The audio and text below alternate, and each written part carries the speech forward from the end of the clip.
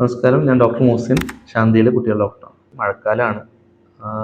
പല വിധത്തിലുള്ള പനികൾ നടക്കുന്നുണ്ട്. ഇപ്പോൾ കൂടുതലായിട്ട് കാണുന്ന ഒരു അസുഖമുണ്ട്, തക്കാളിപ്പനി.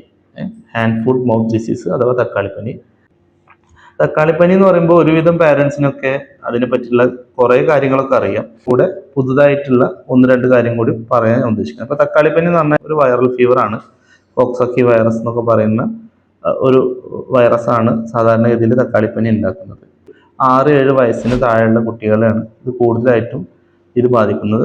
7 വയസ്സിൻ്റെ അപ്പുറത്തുള്ള കുട്ടികൾക്കും വരാം, പക്ഷെ വളരെ അപൂർവമായിട്ടാണ് വരാറ്. ഒരു 1-2 ദിവസം ചെറിയ രീതിയിലുള്ള പനി അല്ലെങ്കിൽ പനി വരാം. ചില കുട്ടികൾക്ക് ചെറിയ ചൂട് മാത്രമേ വരുള്ളൂ.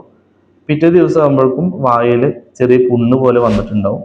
അത് കഴിയുമ്പോഴേക്കും നമ്മളെ ചെറിയ വെള്ളം നിറഞ്ഞ കുരു പോലത്തെ കുരുക്കൾ കാലിൻ്റെ മുട്ട്, കൈയിൻ്റെ മുട്ട്, കാലിൻ്റെ അടി, കൈയിൻ്റെ അടി, ബട്ടക്സിൻ്റെ അവിടെ, ജെനിറ്റൽ ഏരിയയിൽ ഒക്കെ, അതായത് വേസ്റ്റിൻ്റെ നമ്മൾ അരേൻ്റെ കീഴ്പോട്ടും കക്ഷത്തിൻ്റെ കീഴ്പോട്ടും ചെറിയ രീതിയിലുള്ള കുരുക്കൾ കുട്ടികൾ കാണാറുണ്ട്.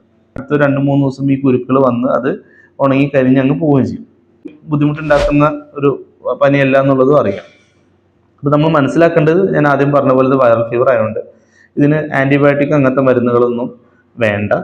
പിന്നെ ഇത് വന്നു കഴിഞ്ഞാൽ കുട്ടികൾക്ക് കുറച്ച് ചൊറിച്ചിൽ കൂടുതൽ കാണിക്കാറുണ്ട്. അപ്പോൾ ചിലപ്പോൾ ചില ലോഷൻസ് എന്തെങ്കിലും മേല് തേക്കണം എന്നുണ്ടെങ്കിൽ നിങ്ങൾ ഡോക്ടറെ അടുത്ത് സമീപിച്ച് അവർ എഴുതി തരും. അതുപോലെ തന്നെ വായയിൽ ചിലപ്പോൾ എന്ത് ചെയ്യും, ചെറിയ പുണ്ണ് പോലെ വരുമ്പോൾ ചെറിയ കുട്ടികളാണെങ്കിൽ പാൽ കുടിക്കാനൊരു ബുദ്ധിമുട്ട് കാണിക്കും, അല്ലെങ്കിൽ ഭക്ഷണം കഴിക്കാനൊക്കെ ബുദ്ധിമുട്ട് കാണിക്കുമ്പോൾ അവിടെ എന്തെങ്കിലും തേക്കാൻ പെയിന് കുറക്കാനുള്ള എന്തെങ്കിലും ഓയിൻമെൻറ്റും ചിലപ്പോൾ ആവശ്യമായിട്ട് വരും. അതല്ലാതെ യൂഷ്വലി ഇതൊരു സെൽഫ് ലിമിറ്റിംഗ് അസുഖമാണ്. ഇതിന് കൂടുതൽ മരുന്നുകളൊന്നും വേണ്ടി വരാറില്ല. കുട്ടികൾക്ക് എന്ത് ചെയ്യും, നല്ല മേലും കൈയും വേദന ഉണ്ടാവും. ഒരു ഭയങ്കര വാശി, പ്രത്യേകിച്ച് രാത്രി ഉറങ്ങുമ്പോൾ കുട്ടികൾ കാണിക്കാറുണ്ട്.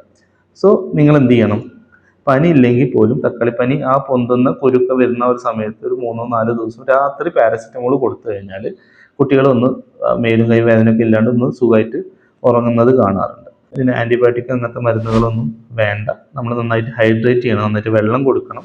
ഇനി വേറെ എന്തെങ്കിലും ബുദ്ധിമുട്ടുകൾ ഉണ്ടെങ്കിൽ അതിൻ്റെ ഒരു മരുന്നുകൾ മാത്രമേ ഇതിന് കൊടുക്കേണ്ടുള്ളൂ.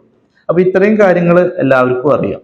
പിന്നെ ഇതിൻ്റെ എങ്ങനെ സ്പ്രെഡ് എന്നുള്ളത്, സ്പ്രെഡ് യൂഷ്വലി റെസ്പിറേറ്ററി ഡ്രോപ്ലെറ്റ് വഴിയാണ് സ്പ്രെഡ് വഴുന്നത്.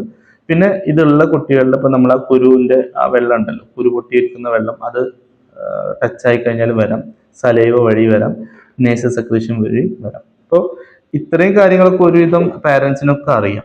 ഇനി പറയാൻ പോകുന്ന കാര്യങ്ങൾ ചിലപ്പോൾ നിങ്ങൾക്ക് ഒരു പുതിയ അറിവാവാം. ഈ തക്കാളിപ്പനി വന്നിട്ട് ഒരു 3 to 8 വീക്ക്, ചിലപ്പോൾ ഒരു മാസം കഴിഞ്ഞാൽ കുട്ടികളുടെ നഖം പൊട്ടുന്ന പോലെ വരാറുണ്ട്. നഖം പൊട്ടുക അല്ലെങ്കിൽ നഖം വിട്ടുപോകുന്ന ഒരു അവസ്ഥ കാണാറുണ്ട്. ഇതിനെ നമ്മൾ ഒണൈക്കോമെഡസിസ് എന്നാണ് പറയാം. ഇത് തക്കാളിപ്പനിയുടെ ഒരു കോംപ്ലിക്കേഷനാണ്. അപ്പോൾ ചിലപ്പോൾ എന്ത് ചെയ്യും, നമ്മൾ ഒപ്പിയിൽ നഖം പൊട്ടുന്നുണ്ട്, കാൽഷ്യത്തിന് കുറവാണെന്നൊക്കെ ചോദിച്ചിട്ട് പാരൻസ് വരാറുണ്ട്. അപ്പോൾ നമ്മൾ റിട്രോസ്പെക്റ്റീവ്ലി, അതായത് നമ്മൾ ബാക്കിലോട്ട് നമ്മൾ ഹിസ്റ്ററി ചോദിച്ചു കഴിഞ്ഞാൽ അവർ പറയും, ഒരു മാസം മുന്നേ തക്കാളിപ്പനി വന്നിട്ടുണ്ടായിരുന്നു എന്നുള്ളത്. അപ്പോൾ അങ്ങനെ ഈ നമ്മൾ തക്കാളിപ്പനി വന്ന കുട്ടികളിൽ ഒരു മാസം കഴിഞ്ഞിട്ട് നമ്മൾ ഈ ഒരു സാധനം കാണുമ്പോൾ ടെൻഷൻ അടിക്കേണ്ട, ഇതിൻ്റെ ഭാഗമായിട്ട് കോംപ്ലിക്കേഷൻ ആയിട്ട് വരുന്നതാണ്.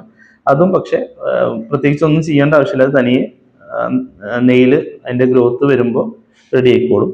പിന്നെ കാലിൻ്റെ അടിത്ത് കൈയിൻ്റെ അടുത്ത് തൊലി ഡിസ്കോമേറ്റ് ചെയ്ത് പോകുന്ന പോലെ, തൊലി ഇങ്ങനെ ഇളകി പോകുന്ന പോലെയും കാണാറുണ്ട്. അതിനും പ്രത്യേകിച്ച് ഒന്നും ചെയ്യേണ്ട, എന്തെങ്കിലും മോയ്സ്ചറൈസർ തേച്ചാൽ മതി. തക്കാളിപ്പനി വരുമ്പോൾ ഈ പറഞ്ഞ കാര്യങ്ങളൊക്കെ ചെയ്യുക. എന്തെങ്കിലും കൂടുതൽ ബുദ്ധിമുട്ടുണ്ടെങ്കിൽ നിങ്ങൾ അടുത്തുള്ള പീഡിയാട്രീഷ്യനെ കാണിക്കുക. Thank you.